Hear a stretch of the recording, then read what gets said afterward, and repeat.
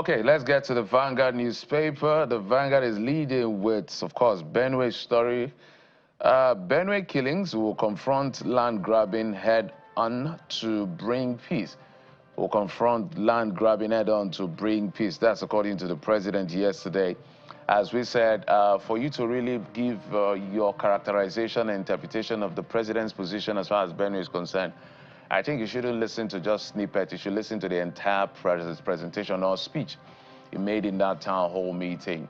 So at the end is when he talked about the issue of going after the criminals, as he referred to them, who are killing people. But on the issue of land grabbing, he had talked about there's perhaps, let me paraphrase, love in sharing.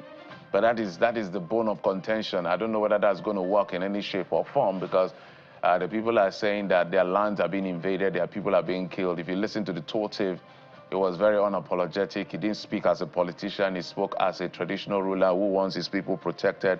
Of course, the president is a president, but he's also a politician. The governor is a governor, but he's also a politician. So there was a bit of some political correctness in some of their speeches and all of that. But the president said, whatever this is, we can turn this into this tragedy. It can be turned into an opportunity for prosperity. How that is going to work, I don't know. But he told the governor a couple of things. Look, more like governance 101 in that sense. Carry your people along, for all the political nuances that are behind this. Work on this. It can be better. Work with your people. There shouldn't be division. You are not made governor to bury people, to raise orphans and build orphanages and have widows. You're there to make the lives of the people better. Not necessarily to make them happy, but to make their lives better, in his own paraphrasing of those things, where he talked about he knows he's hated like hell and all of that. So he said not everybody will like you. But beyond those talk and those rhetorics, we need action. We need action. The security agencies don't need to be told what they are supposed to do. What is expected is that they are supposed to be given the tools to work.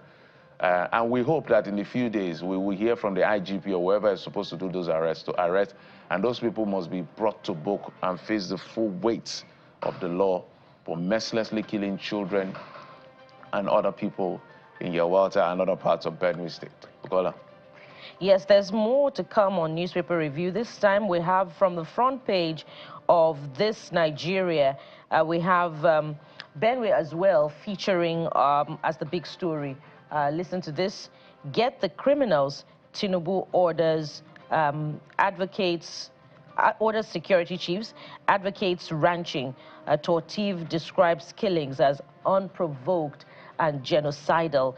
And Jeffrey, you were saying yesterday that the president combined strategy in much of his comments after the traditional ruler and the governor had spoken.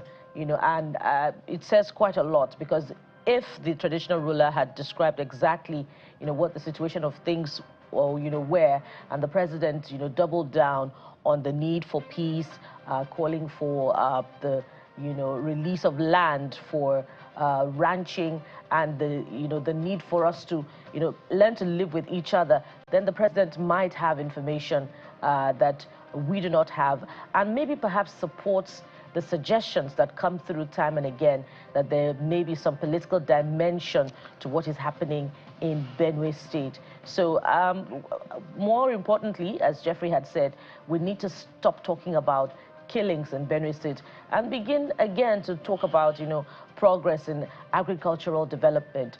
Benue was at a point the food basket of the nation, but many of those farmers are unable to return to their farms anymore. A lot of them are now in internally displaced persons camps. And sometimes, the reports come through from Benue that, in fact, those camps are not safe and that sometimes they're susceptible to attacks. Those are the real issues. So we must, come to a decision as to what exactly the vision of, Benue is as far as development is concerned. And we must also end the killings.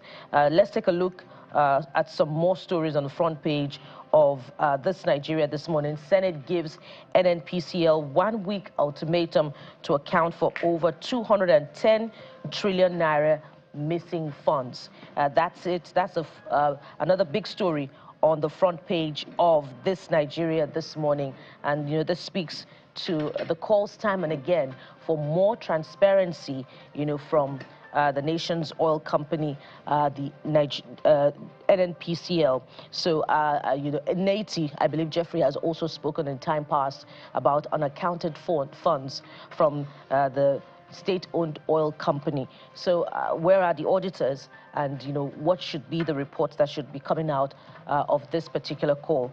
And then the oversight, it also speaks to oversight, the committees oversighting the NNPCL, but from both the Senate and the National Assembly.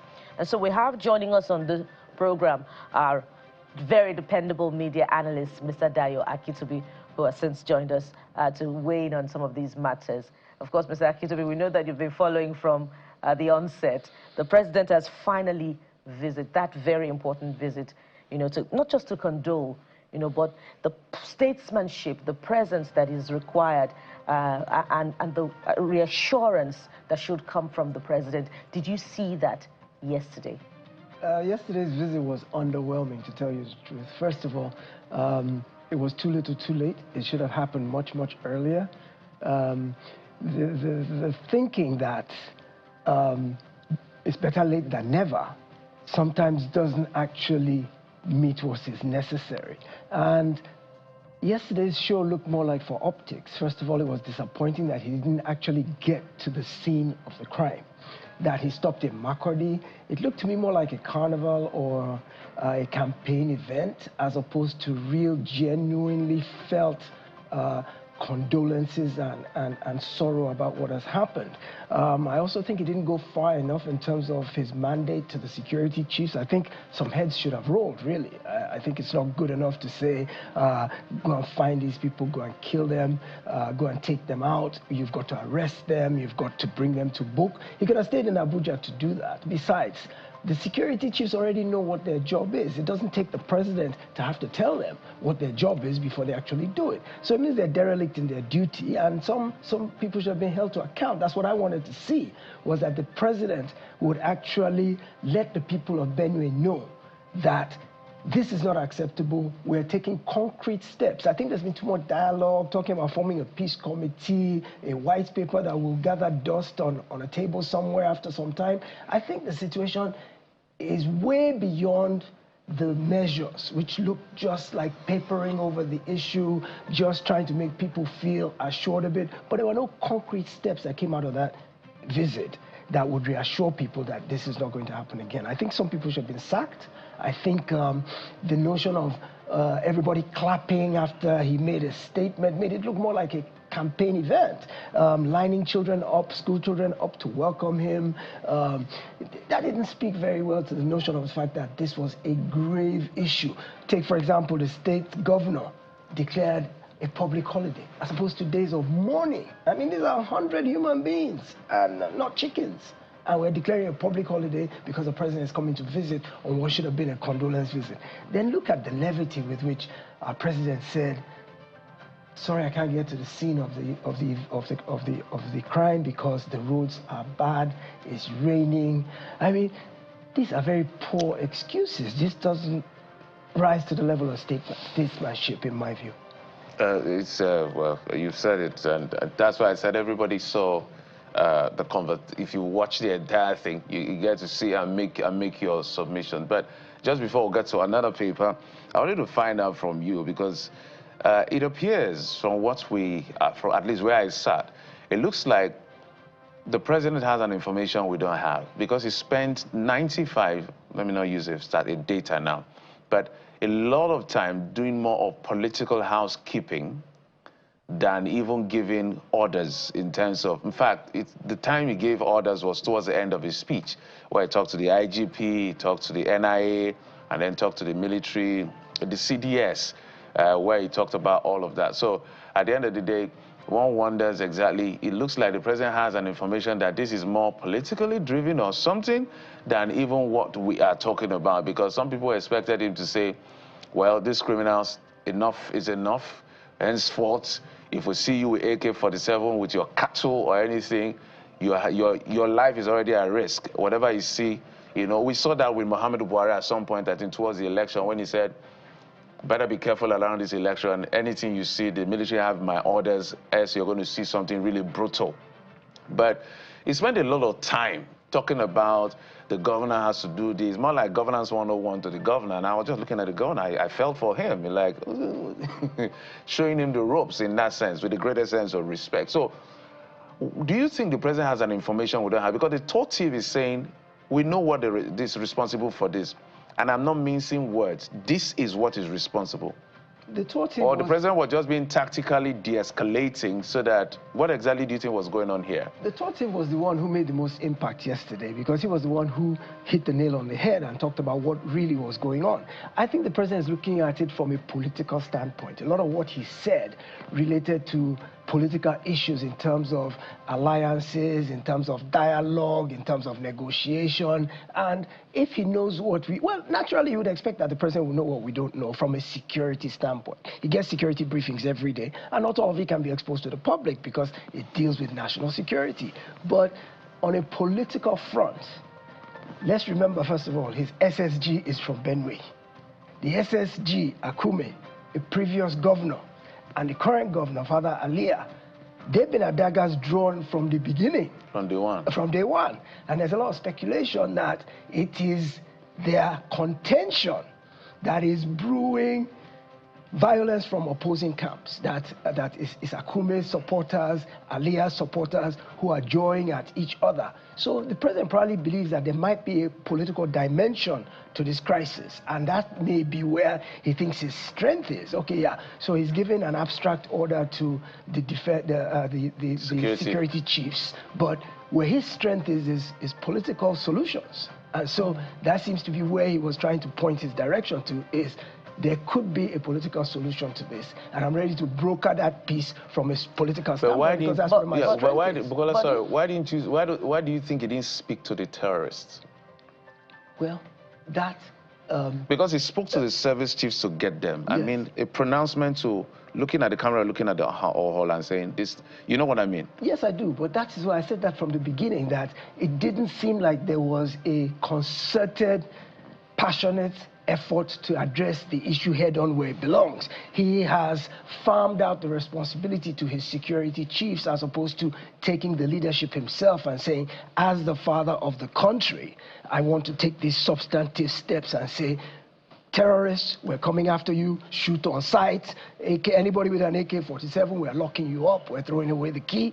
The kind of statements that would throw fear into the hearts of anyone who's perpetrating this evil. He didn't do that. But if the president is doubling down on the possibility of a political dimension to this, which would be sinister because we're talking about hundreds of lives now by the count, is it the same situation on the plateau where we also have, records of carnage from over the years, and that speaks to a serious gap in security, what we call the security architecture? Why do you think the president didn't also speak to that, the need for increase in manpower and equipment for the security operatives who are supposed to fight this and, act on the front of deterrence? If you listen to the Tortive, he said, for example, this is decades-long land-grabbing issues. He called it genocide. He said this is not something that has just started overnight, and it predated several administrations, including the last one, the one before, regardless of whether it was PDP or APC.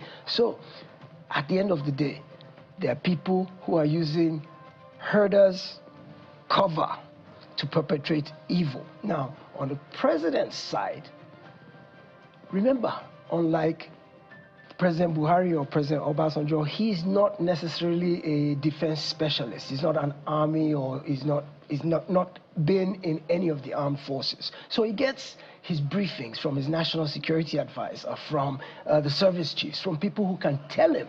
But his own experience is not necessarily in combating this type of situation. So he depends a lot on what is being told to him by his experts, and it is from that he begins to try to take his actions. Okay, let's go to the next paper, the last one. New Telegraph is leading with the Middle East crisis. FG plans emergency evacuation of Nigerians from Israel and Iran. as over 400 EU citizens evacuated from Israel. Reports has it that Iranian ex-president Ahmadinejad survives assassination attempt. Trump considers U.S. joining Israeli strikes on Iran. Your thoughts? Interesting. Well, it's really sad what's happening between Israel and Iran, but this has festered for so long that I think it needs to come to a head. I think the problem in the Middle East needs an ultimate solution. Let's remember that the current crisis began on October 7 when Hamas went and invaded Israel. And ever since then, there's been restiveness, there's been strife, there's been war in the region. Iran is a new entrant, although there's been tension between Iran and Israel since time immemorial. Forever. But Iran has just joined itself into the fray in what is going on. And it's at a point now where Iran has nuclear capability. Iran has always been tried to be kept in check because I remember George Bush described axis of evil. He called Afghanistan, he mentioned Iran, 3 countries. Iran was one of them who he said were the axis of evil in the Middle East who are capable of destabilizing the entire region. Well, Iran has now jumped into the fray. They've openly attacked Israel. They say they are not backing down. Their leader yesterday said they don't care how many lives it will cost. They're not backing down from this, and they will go toe-to-toe with Israel, and they will do whatever it takes. So at the moment, there's back and forth. Iran will attack, Israel will attack back, and innocent people are caught in the middle. So you can't blame the EU for trying to evacuate its people. Nigeria is also looking at what should we do to our citizens who are caught in the strife in the area and who could be collateral damage. Well, we hope that, these things come to a definite end. The world certainly cannot afford another war. We're dealing with Ukraine already and the Israel-Gaza war. But we must thank you very much, Mr. Akitobi, for time and you're always coming through for us always on the newspaper review segment. Mr. Dayo Akitobi is a media analyst. Thank you so much for your time on the show. Thank you for having me. And this takes us to our first break. And when we return, we'll kick off with the very first leg of our conversation. We're staying with Benue, and then we'll look at other aspects of the polity. Stay with us. We'll be right back.